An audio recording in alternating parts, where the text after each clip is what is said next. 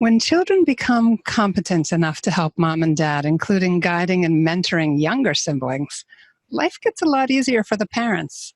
But great life lessons are also absorbed by the children themselves. Today we're talking with veteran homeschooling mom Ellen Gable Hrkach about siblings as co-teachers in Your Homeschool. Welcome to Homeschooling Saints, the podcast that helps you create the homeschool you love for the people you love. Our host is Lisa Mladinich, a Catholic life coach, TV host, best-selling author, and an instructor at Homeschool Connections. Before we get started, remember to subscribe to this podcast so you never miss an episode. And if you're watching on YouTube, click the bell to join our channel. Hi, I'm your host, Lisa Mladinich, and today we're talking about siblings as co-teachers in Your Homeschool. Our guest, Ellen Gable Hrkach, is an award-winning author of 10 books, 4 of which have been translated into multiple languages. She's also an editor, self-publishing book coach, speaker, publisher, NFP teacher, book reviewer, theology of the body teacher, marriage preparation instructor, and former president of the Catholic Writers Guild.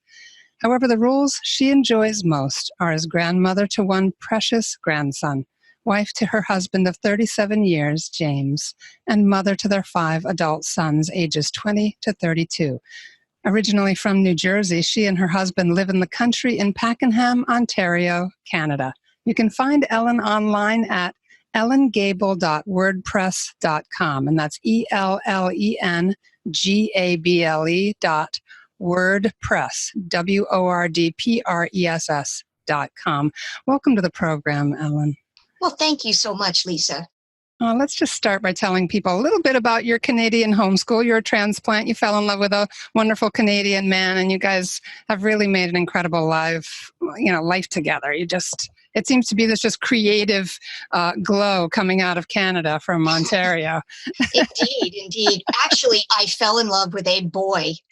Yeah. He was only 16 when I went up to Canada to meet my pen pal back in the day when we used to write things snail mail.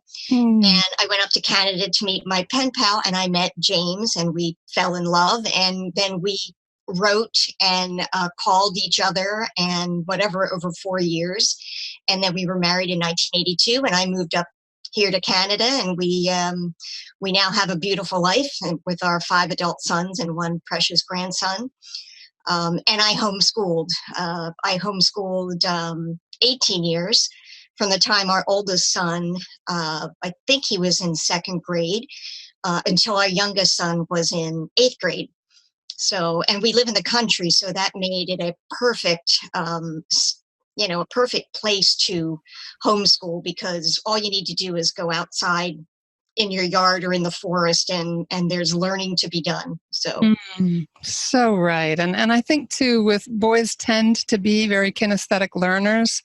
Of course, they're all different, but it's really nice to get them outside, isn't it? We don't really want to strap boys to a desk all day long. Girls either. I had a catechism class once at church that had 22 kids, and they were almost all athletes. Half of the class was girls. And that energy really bounces off the walls after a while, doesn't it? You bet. And there was a lot of energy. It was I remember when our kids were younger, that it was loud, but it was kind of a busy loud. Once they became adults and all their voices were low, it becomes a very booming loud, and it's still loud when they're all together. They get along really well together, all 5 of them. That's one of the great gifts of family life, of being together a lot. Yeah. So what is this process? We've got this great thing that happens sometimes in families where older siblings, even if they're fairly young, can suddenly start to take on that role of mentor and teacher to younger siblings. How did you see that progression happening in your own family life? Well, I don't think it's necessarily just within the homeschooling realm that you see this. Basically, older siblings teach by example. I mean, I learned that in my own family of origin, but for me, I learned what not to do because I saw the consequences of bad choices. But, for me, it was so obvious whenever we had a new baby, even when our oldest son was 2 and we had our second oldest son. Our oldest son didn't like it, but he gradually became, he gradually became very interested in this little new baby. Mm. And as the children got older and a new baby came into the family, there was really nothing better than having a new baby around to teach siblings the value of human life and the helplessness and the innocence of a newborn baby.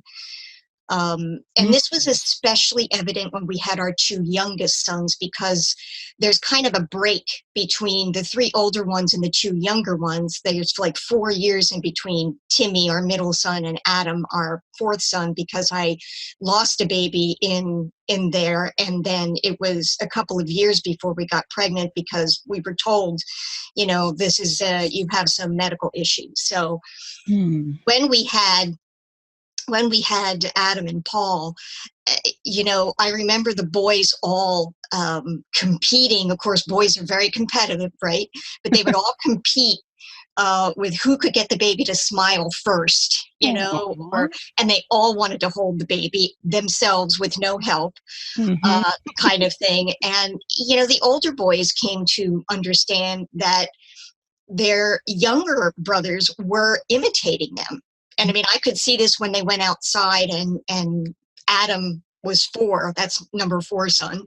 If he was 4 and the other boys were, varying ages above that, I could see them running around the yard with Adam very far behind, and one of the boys would stop and turn around and, pick up Adam and bring him so that he could be running with them. So it didn't take much. It's a beautiful memory, and they were always watching out for each other. And that kind of natural protectiveness that they have for each other. And I have no doubt in the normal ways that they had conflicts and squabbles, but it's really interesting to see that deep loyalty that siblings can have for one another as well. And it doesn't sound like you were hovering over them and forcing them to include him. They were allowed to experience naturally that sense of, oh, wait, Adam's lagging behind. And that moment of natural compassion when it comes from them is just so powerful. Well, they did fight. They did absolutely fight. But, they weren't perfect. I didn't raise perfect children. But what I noticed was they made up quickly, always. And younger brothers did sometimes become very annoying to older brothers if they were trying to do something. So it wasn't a perfect scenario, but it was a great environment for learning how to interact with other people. Absolutely. Were there times, I know you said you had some medical issues at different times, and of course you were bringing home newborns. That's sort of like whenever there's something up with mom in a homeschool, where mom is not able to operate at full capacity for any reason. It's a little bit of a pretty powerful ripple effect that goes through the family. What did you see in terms of the way your children responded to those times? Well, first of all, our children had chores from the time they were 4 years old. At 4 years of age, they put the silverware away from the dishwasher, and then it went from there. So they all had their chores that they would do. But sometimes they had to do mom's chores too when I had illnesses. And I remember specifically when I was pregnant with Paul, who was my youngest. Adam, that was he would have been 4 at the time. So he was, putting away silverware. But Josh and Ben would have been 12 and 10, and they could see that I could do very little. So they had to take on a lot of the responsibilities like laundry and that sort of thing. And one of the advantages of that was that all of our kids have done their own laundry from the time they were 10 years old, regardless of whether I was sick or not. So that age to start doing laundry started as a result of your being that was one of them. Did it, and it just continued by example. Yes. That's really cool. And also if they bought clothes that were, that I didn't buy from Walmart, if they bought them from, they used their Christmas and birthday money to buy, name brand clothes. They wanted them, laundered in such a way. So that's great. But anyway, yeah. So, I didn't like the fact that they were kind of forced into this responsibility, but they really rose to the occasion. And there was grumbling sometimes, but, and I do remember one time that my oldest son, who would have been 12, something was happening, and he was walking with the baby or walking with the toddler who was crying about something. And, he turned to me and he said, "That's it. This is too hard. I'm never having kids." Mm-hmm. And I thought, this is not the attitude I'm trying to, instill in my kids. And then Paul was born and everything was fine. It was much better after I had the baby. And there was one moment that Josh, the baby was just kind of cuddling in, he was in the bassinet, and Josh picked him up and was rocking him. And he looked at me and he said, "I've changed my mind. I want to have kids." Oh. So, and I tried to explain to him, there are a lot of difficulties with having children, but this is why those little babies that they have in family life classes throughout high schools, they're the little mechanical babies. All they do is cry. They don't smile. They soil their diaper. They have to be fed. You don't get that, interaction where they're smiling at you and reacting to you in a positive way. It's all negative. And I get what they're trying to do with those, but there's so much positive with the baby as well. So. Oh, yeah, absolutely. Yeah. What have been some of those surprising outcomes where, a sibling was asked to take on a responsibility and, something wonderful happened or some new insight? Well, one thing I can think of is when Paul was born, in the evenings, he was very colicky. He cried a lot. And I would either have to rock him, nurse him, or take him on a car ride. And so at the time, Adam he was actually about 3.5, not quite 4. And one thing I like to do when my kids were toddlers, obviously I nurse them to sleep when they're babies, but when they're toddlers, I like to lay with them and, read them stories and sing to them and, practice the ABCs and do numbers and stuff like that. And that was our time, which was very precious to me, but I couldn't do it with Adam for those first 3 or 4 months that Paul was a newborn. So, there was one point where Adam said, "Come on, Mom, I want you to come in and put me to bed, put me to sleep." And the second oldest son, Ben, who is now a dad himself, he said, "That's okay. I'll lay down with Adam and put him to sleep." And so, months went by and Paul finally stopped his colicky period. And one night I said to Adam, "I can put you to sleep now. The baby's, comfortable sleeping." And he said, "Well, that's okay.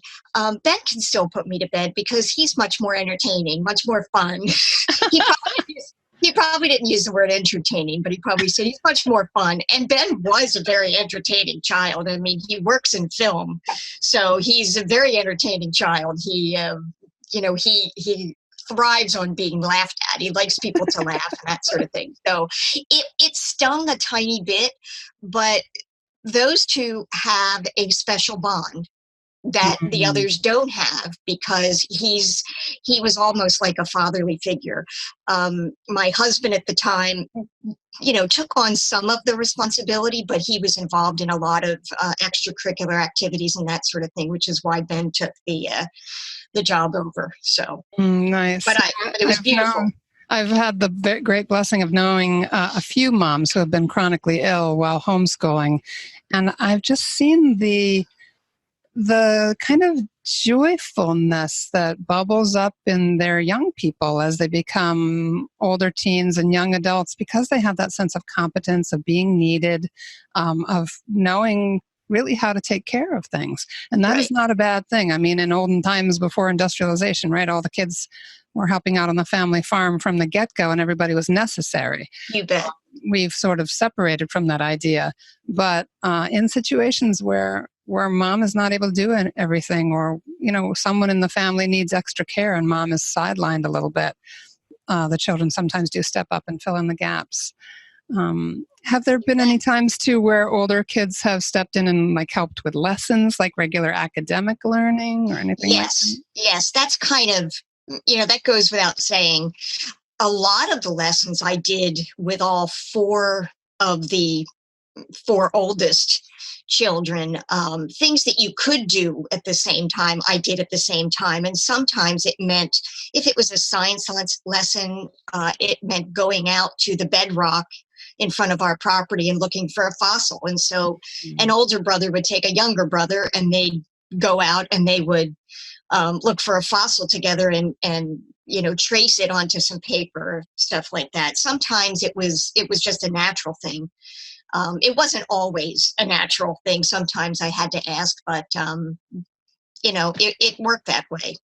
Mm-hmm. Yeah. And you did mention sometimes doing things all together. There's that sense of, as you said, younger children imitating older children. Did you ever notice younger children kind of seeing older kids writing, reading, doing things that maybe were a little above their level and trying to imitate that? Oh, yes. Yes, definitely. And, I remember one or two of my children, especially the second oldest, Ben, he could, he was like 2.5, but he couldn't speak yet. He couldn't verbalize words, and he knew he couldn't, but he could hear his older brother speaking with words. So he made up his own language, and we were until he could actually speak words. And one of our younger sons did something very similar to that, but not quite as extreme. But yeah, it was very interesting because, and our kids are naturally creative. So, they knew that they wanted to, communicate something. They just didn't know the word for it. So they made it up. Why not? I love that within the family, the learning seems to be more of a web than something linear. Yes. Everyone's learning from each other. There's all sorts of kind of unspoken lessons and a lot of stimulation that happens naturally in terms of all the different developmental levels and personalities together in the home. You and James are such creative people, and I know that your children are creative too. How did you learn as homeschoolers to feed and support that creativity in your children? Well, we are both creative. I'm a writer. James does just about everything else and writing in the creative arts. And so one of the things we did when our kids were very young homeschoolers was that we focused the academics. That was in the morning. And then in the afternoon, they would do whatever they wanted to do, whatever they felt called to do.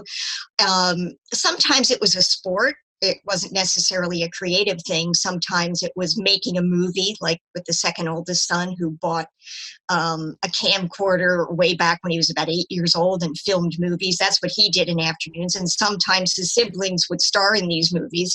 Wow. So that was one of the things we did. Sometimes one older sibling would be making a Lego castle or something. And I mean, the engineering skills involved in Lego is incredible.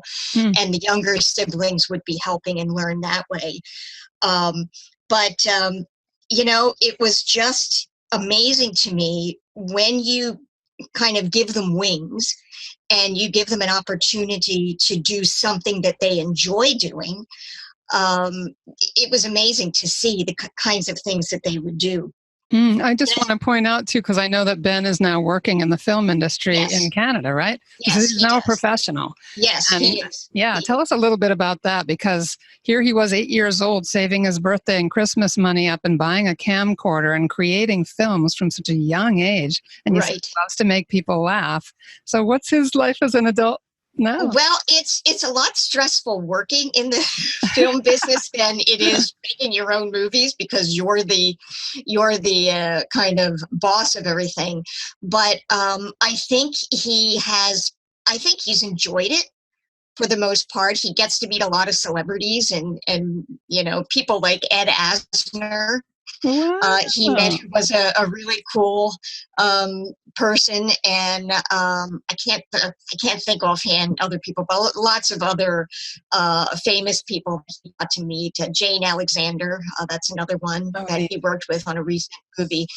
But this is the thing. He knew from the age of 8, 9, 10 what he wanted to do with his life. He knew he wanted to be married and have children, but how was he going to support his family, kind of thing? And so all throughout high school, he did the creative arts, started the musical theater, all kinds of things, went to university for creative arts and film production and that sort of thing. So, but not only him, our other children learned what they really loved to do through having these creative afternoons. They all learned instruments, and they all played in a family band, which was really cool, especially when they started to play for James's school, but they also played for, the local community, for Canada Day festivities and that sort of thing. And your kids have a following, right? Didn't people specifically come to those events oftentimes to hear your kids play? Oh, yes. Yeah, my fourth son actually has a couple of songs out that he wrote and produced and recorded and that sort of thing. And but he was also a great athlete. He played soccer and hockey and that sort of thing. And it just, I think, giving your kids, with homeschooling, you can give your kids this freedom to spend time doing what they love. And if they were doing nothing in the afternoon, I gave them something to do. Mm-hmm. So they always tried to do something that they chose because it was a much funner thing to do. But and through the creative process, they also learn compromise and patience when dealing with their siblings. Right. They've become team players. And there's also that sense, too, of just this explicit encouragement of the creative pursuits that led to them identifying passions, having that ability to discern what's really drawing them and drawing their creative energies. Tell us a little about your son, who is in the music program now in university. That is Paul.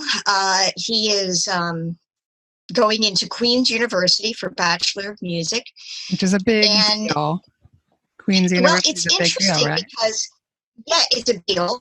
It's different than college down in the States. College up here is community college.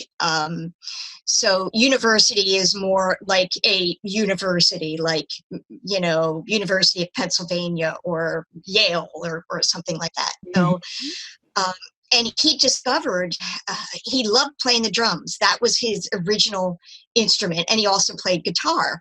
But he kind of just tinkered on the piano. And, when he was 18 and he went away to college just to do a short music program to see what he wanted to do, he realized that he had this passion for piano. And now he's learned piano within 3 or 4 months. And now he's playing Chopin and Mozart, and I love sitting down in the living room listening to him playing all these concertos and whatever. And he's just an incredible talent, and all he wants to do is play music and learn music and write music and that sort of thing. And this same son, who didn't like French lessons way back when I brought in a French teacher to homeschool them French. And he liked it, but, he didn't love it. Right now, he's realizing, wow, I have to learn French. I live in Canada. I should speak another language and that sort of thing. And so I see this with all the boys. They want to constantly learn. My oldest son, he is constantly on those learning websites to continue learning different things. And, he's learning about, ancient Aztec civilizations and history and how they did things way back when and that sort of thing. They have this desire to learn because they are free to learn. And that special example, as we've touched on several times, of older siblings for younger siblings, pursuing their passions. And of course, all along the way, they've seen you writing books and doing all of your endeavors and working with screenwriters and actually, working with filmmakers, and you and James just really sort of the Renaissance kind of feel almost to your homeschool, Right. where the arts, where this ability to create beauty, which is such a part of our Catholic heritage, has been so strong. Absolutely. And it reminds me, it's interesting you say that because I remember one time we were in the middle of a blizzard, live in Canada, right? So 6 months of the year we have snow on the ground. And first of all, whenever the kids saw snow when they were younger, they would just jump up and down and they would be so excited. Now, when they see that same snow in April, they're not as excited, but still, they were always excited. And they would go out and they would make these beautiful snow forts. Well, they'd make men too, but they would make these incredibly beautiful snow forts. And I would look at that and I would say, adults grumble when it snows. Yes, because we have to drive in it and it's very difficult. But kids see the beauty of that white stuff and they make something beautiful out of it. And I have seen it in other aspects, but that one came to my mind. It was just so incredibly beautiful. And, they were just taking care to make it look, like they could take a picture of it. Had we had, social media when my older children were young, it would have been posted, I'm sure, to social media. Isn't it wonderful to see the world through the eyes of our children and get that fresh look at a pile of snow? What are, just in parting on this topic, what are some of the lessons you would say that came out of your children collaborating together, having that opportunity, like Ben directing his siblings and, other opportunities they had just to lead within the family? Oh, gosh. Interestingly, I asked some of my sons what they learned and what did they get from the homeschooling thing. And this is going to be a summary because it's not verbatim, but they learned unconditional love, and not only from their parents, but from their siblings. I mean, they could fight and, you can tease your brother, but if anybody else teases your brother, that's a whole different ball game, right? Yeah. They learned tremendous patience, and I'm amazed with the patience that they learned. Selflessness. Yes, kids are naturally selfish, but in a situation where you're with your siblings 24 hours a day, you have to be selfless to a certain extent, because you're not going to survive if you don't give in and compromise and that sort of thing. Mm-hmm. They learned putting their siblings before themselves, and I saw this. Experienced this with my sons as they're adults as well. I've seen it in their interaction with friends and with their brothers in the adult relationships. I see this genuine care they have for their brothers. And it's something that I'm sure could have been nurtured had they been in school their whole lives. But I think having that time when they were young children together with their siblings did create a special bond for all of the boys. And my second oldest son said, at the time, I didn't appreciate it as much as I do now. What a unique situation we were in. And he's very thankful for that we had homeschooled. Nice. So, and again, our kids aren't perfect. They make mistakes. They get angry and mad at their siblings, and they make up and that sort of thing. But I do love to watch my adult kids, playing a game together. They still do that. Pictionary or Seen It or Trivial Pursuit or any sort of game together, charades. They genuinely enjoy each other's company. And I think as a parent, that's that's an amazing thing to watch. Beautiful. Well, thank you, Ellen. It's so great to get a peek into somebody else's homeschool. Just that sense that every family is unique, and the lessons, though, are so solid, that the lessons that naturally come out of family life about needing each other and having to get along with each other and all of that are so powerful. So thank you so much for your time today and for letting us share a little bit in that. Thank you so much, Lisa. Oh, you're very welcome. Everybody, please stay tuned for our short feature coming right up.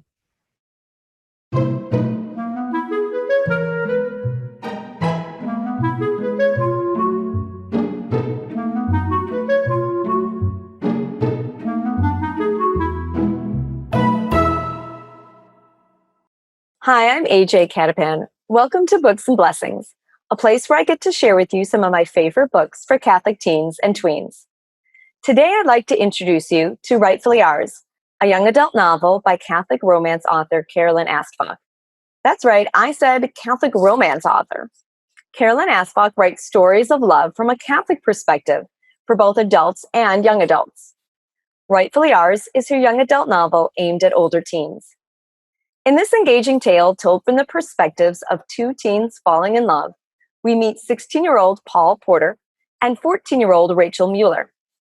Paul's father has just been deployed overseas, and his brother has taken a job at the fracking company where Rachel's father works.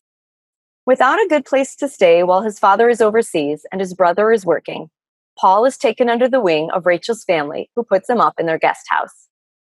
As the months and eventually years pass, Paul and Rachel develop a friendship that blossoms into a love interest.